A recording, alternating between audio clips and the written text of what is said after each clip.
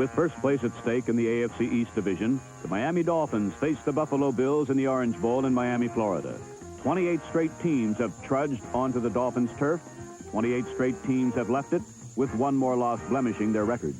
Today, the 29th team takes its shot as the Bills, who have lost 9 straight to the Dolphins, hope to end their personal losing streak at the hands of the Dolphins and end Miami's home win streak that dates back to 1971. If there is a team that can stop Miami at home, it just might be the Bills.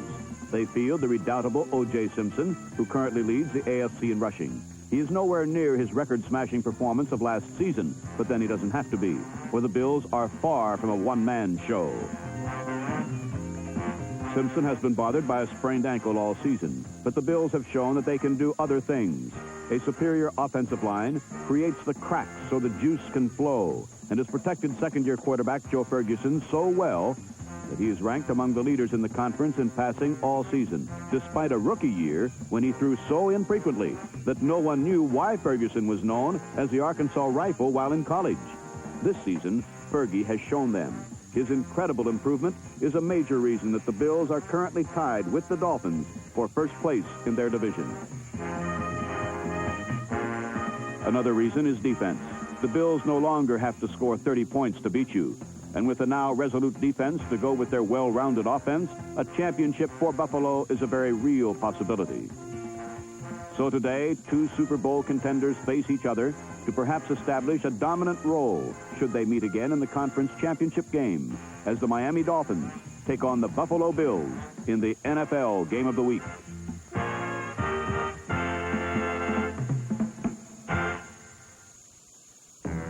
It was way back on October 3rd, 1971, that the Dolphins last experienced defeat in the Orange Bowl.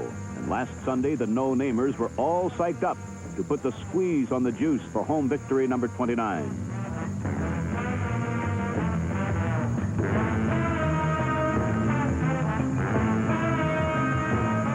But O.J. was not alone in the Miami Osterizer, as all Buffalo runners were branded by Miami Mike. But as impenetrable as the Dolphin defense was, the young Buffalo Team D was equally concussive.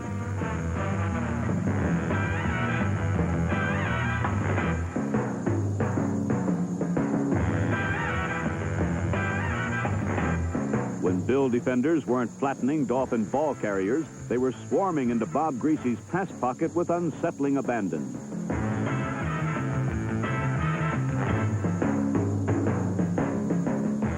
Following Walt Patulski's sack, the Dolphins were forced to punt from their own 4-yard line.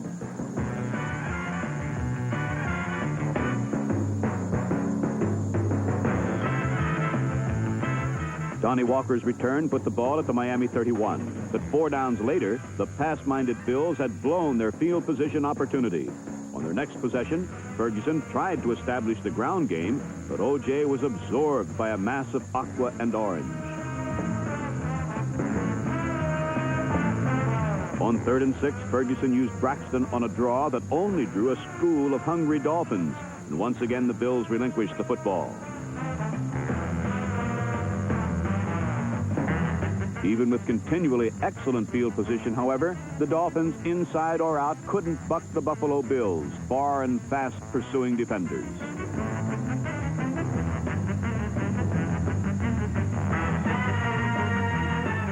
With the ground attack seemingly harnessed, Greasy turned to the air, where Greasy to Warfield was negated by superior cornerbacking.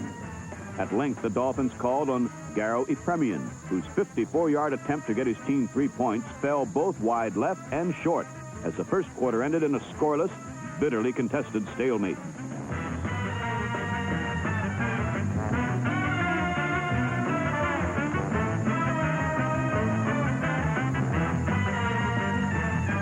At the start of the second quarter, Joe Ferguson had his Bills poised for point production at the Miami 41-yard line. But number 84, Bill Stanfield, then reclaimed 8 yards of Miami territory.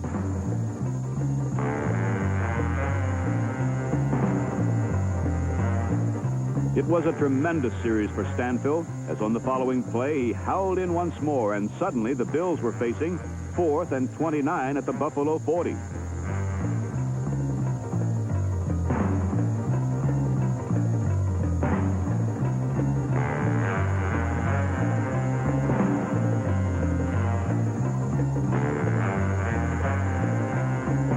As the Miami defenders gained momentum, the pressure of mistake-free football weighed heavily on the Bills, and the man you'd guess least likely to err coughed up the ball on the Bills' 17-yard line.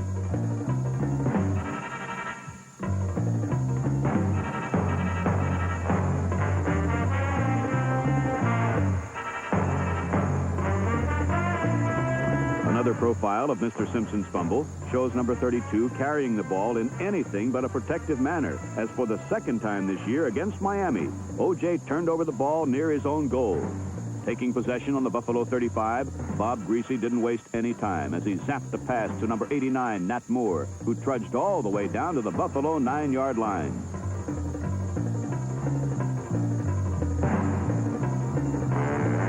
From there, however, the Dolphins almost got blown right out of the water as number 43, safety Tony Green, stepped in front of Paul Warfield to begin the season's longest interception return.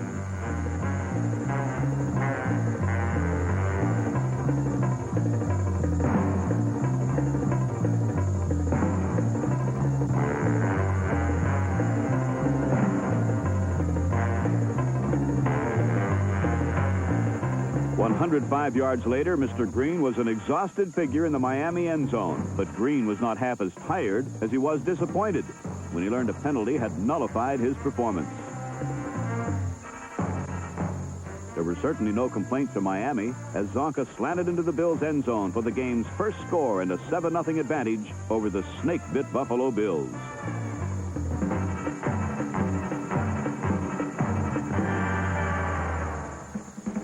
Soon afterward, Joe Ferguson was trying to generate some offense by doing all he could to allocate more time for Buffalo receivers to work against the Miami zone. But after leaving his protective pocket, the attacked men of the Dolphin defense bore in to reap yet another sack.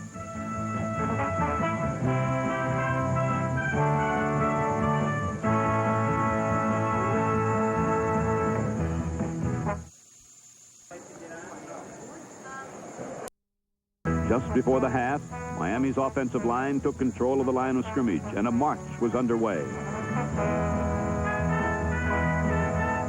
There was no Miami tedium in this series as Greasy unexpectedly reared back and reached long to Paul Warfield for a 14-0 lead.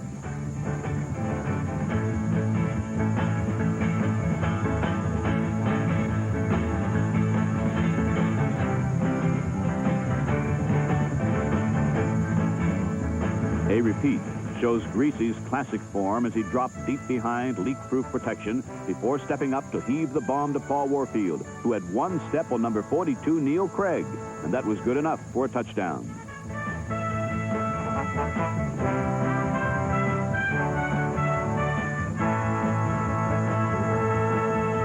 As the half ended, the Orange Bowl was once more fluttering with thousands of victory symbol handkerchiefs, as it was understood that the Dolphins were only one half away from gaining sole possession of the AFC's Eastern Division lead.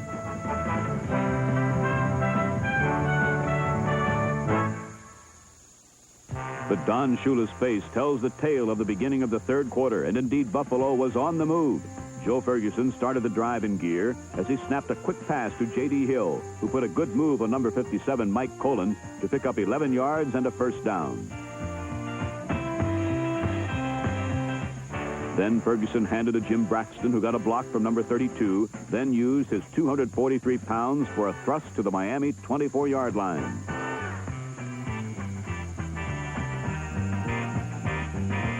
At the 18, Joe Ferguson eye-faked downfield, then checked off to O.J. Simpson for a 15-yard pickup to the Miami 3. From the 1-yard line, Joe Ferguson got the jump on Miami's defenders, and Buffalo was back in business as they narrowed their deficit to just 7 points. As the quarter progressed, the Bills desperately needed the football, and number 73, Earl Edwards, was putting the worst kind of heat on Bob Greasy.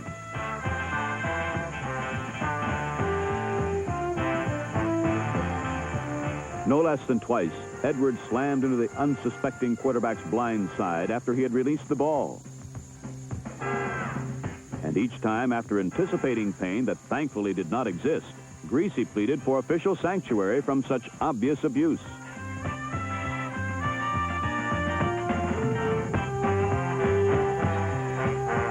But Greasy was to be compensated, as once again he sat poised to pass dead in the tracks of you-know-who. But this hit was penalized, and it had an especially satisfying significance for the Dolphins' ensuing score.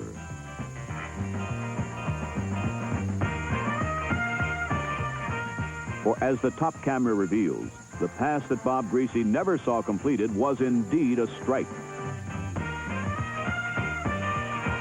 In fact, Paul Warfield had 2 steps on number 28, Dwight Harrison, for a play which covered 54 yards.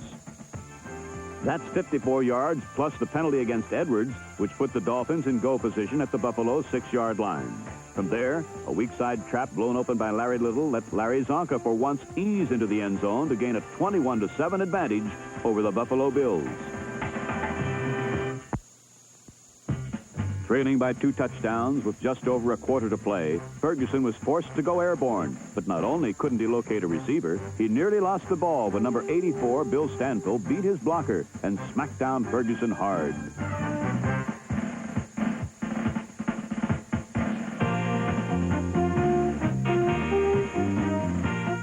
Halver Hagen saved the Bills, but though Miami had lost a chance for a big break, Buffalo had lost much more.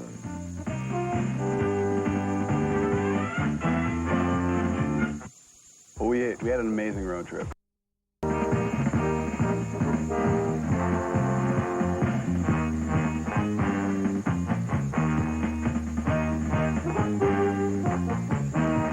Surely now, in the fourth quarter, the Dolphins would put the game away. But a funny thing happened on the way to the clincher.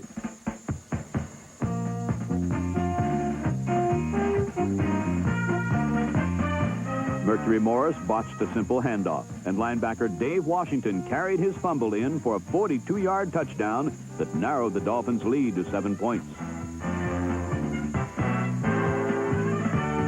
Morris's fumble that led to Washington's gift score was an uncharacteristic mistake for the Dolphins, but they still seemed in good shape. Miami led 21-14. Buffalo would be using a rookie quarterback in his first pro game, and barring any more mistakes, the Dolphins still had the ground power to eat up the clock. But the next series was a Dolphin disaster. On the first play from scrimmage after Buffalo's score, Larry Zonka limped to the sideline and would not return. On the second play, Nat Moore bobbled Greasy's pass and fumbled when hit by Tony Green.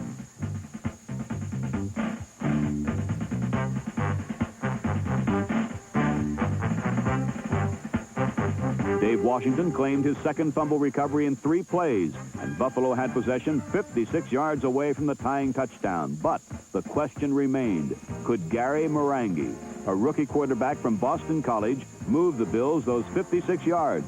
The answer came on the 3rd snap of Marangi's professional career.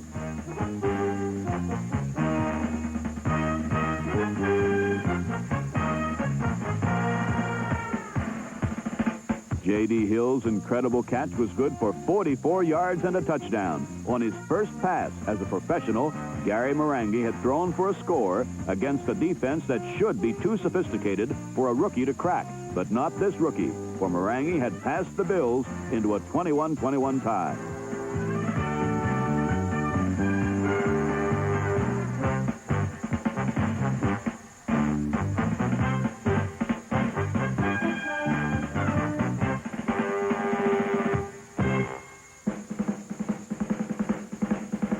Suddenly, Miami was not in such good shape. And though Zonka tore the ice pack from his injured ankle and asked to be put back in the game, head coach Don Shula refused and went with number 36, Don Nottingham. It would prove to be a moment of coaching genius later in the game. For now, Greasy decided to go up top, but he could find no receiver open and scrambled for 11 yards before being scrambled himself.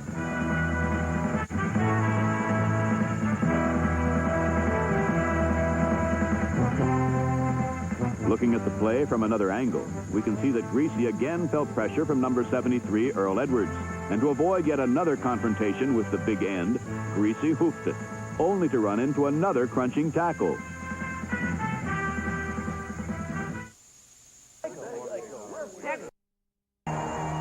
Greasy was again forced to throw. He did not get a completion, but he got 31 yards when Robert James interfered with Nat Moore, wiping out Neil Craig's interception and putting the Dolphins in close.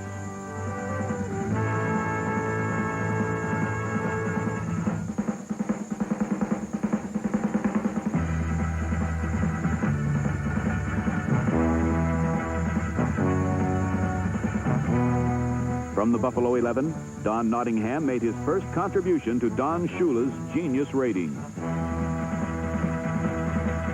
Miami led again, this time 28-21, with 5 minutes to play.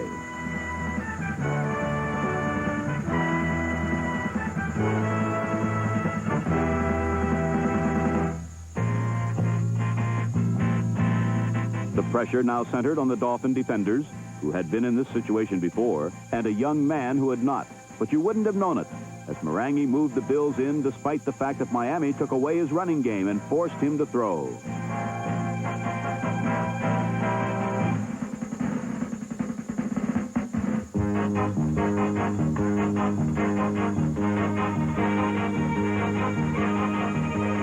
When he could find no one open, Marangi, an excellent runner in college, did not risk an interception and showed postgraduate running form.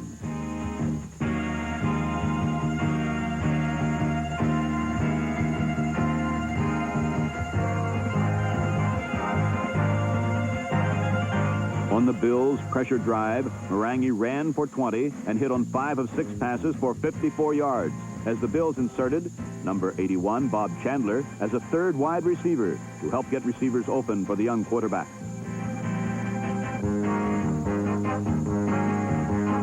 But on the Miami 2, the young quarterback made his first mistake. The Dolphins were aware of his ability to run. When he tried to roll around right end, it fooled no one, least of all Jake Scott, who nailed Marangi for a 3-yard loss.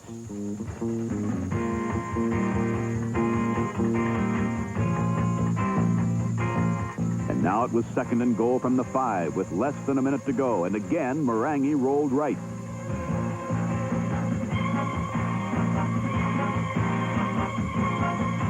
Marangi's perfect pass to Bob Chandler brought the Bills back again, tying the game at 28 and making sudden death a very real possibility.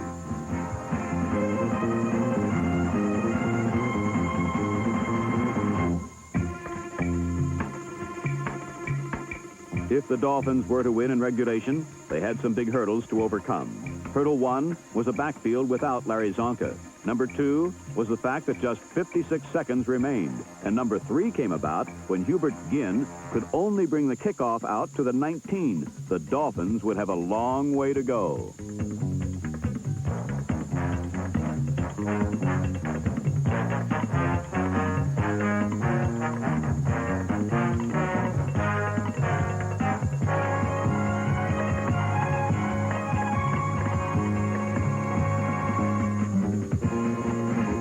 First down. Greasy dropped straight back and hit Warfield for his third big play, good for 31 yards.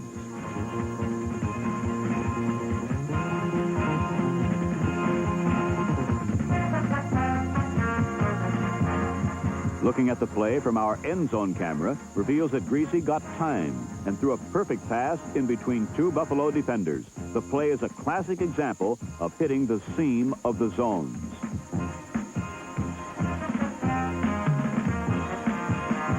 Greasy next hit Jim Kick for another first down, then gave him the ball on a run that yielded yet another first on the Bills' 23.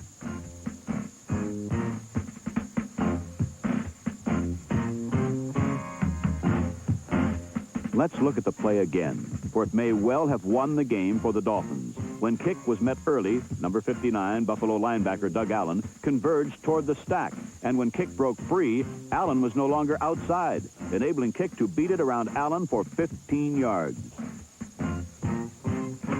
Kick's heady run carried to the Bills' 23, well within Garo Epremian's field goal range. Now just 24 seconds remained, and the Dolphins would surely stay on the ground, not risking an interception before the inevitable field goal.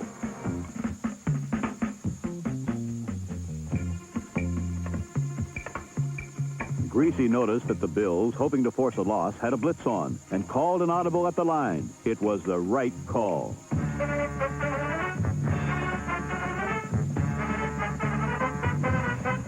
Don Nottingham popped through clean, and Miami had won 35-28. For those of you who remember the Dolphins as that team that treated their success on the football field with the same exhilaration as a man on his way to the dentist, witness them now. Yes, Virginia, there is a Santa Claus, and yes, the Dolphins really can get emotional.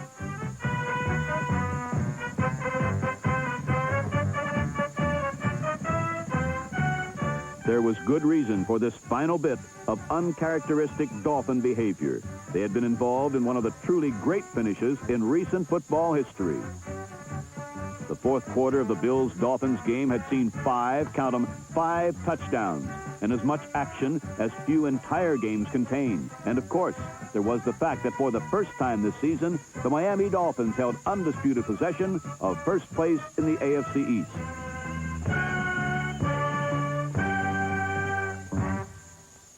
Number 42, Paul Warfield is National Car Rental Player of the Game this week. Warfield caught 4 passes for 139 yards, and 3 came in critical game-winning situations.